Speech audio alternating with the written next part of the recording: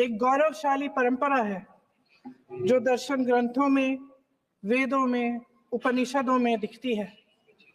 वाद विवाद और संवाद की हमारी पुरानी संस्कृति है। अलग अलग धर्मों में भी, इस्लाम में, सूफियों में, बौद्ध धर्म में, जैन धर्म में, सिख धर्म में भी ये वाद संवाद, ये चर्चा बहस, इसकी संस्कृति रही है। इसी परंपरा से उभरा हमारा स्वतंत्रता संग्राम। हमारा स्वतंत्रता संग्राम विश्व में एक अनोखा संग्राम था, एक अनोखी लड़ाई थी जो अहिंसा और सत्य पर आधारित थी। ये वाद संवाद की जो परंपरा है, इसको इस संग्राम ने आगे कैसे बढ़ाया?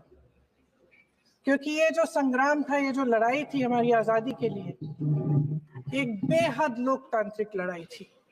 इसमें देश के किसान, देश के जवान, देश के मजदूर, देश के अधिवक्ता, देश के बुद्धिजीवी, चाहे किसी भी जाति के हो, चाहे किसी भी धर्म के हो, चाहे किसी भी भाषा को बोलते हो, सब इस स्वतंत्रता संग्राम में शामिल हुए। सब ने हमारे देश की आजादी की लड़ाई लड़ी।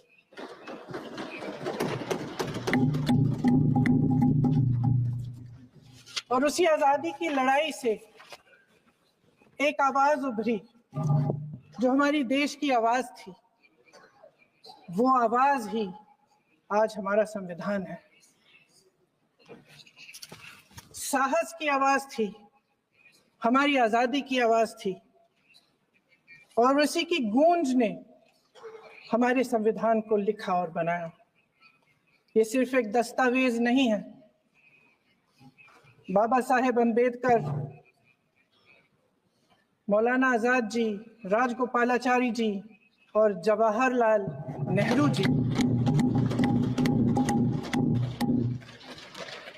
और उस समय के तमाम नेता, जैसे आपने कहा, इस संविधान को बनाने की जो कार्य में सालों के लिए जुटे रहे। हमारा संविधान इंसाफ, उम्मीद, अभिव्यक्ति और आकांक्षा की वो ज्योत है जो हर हिंदुस्तानी के दिल में जलती है।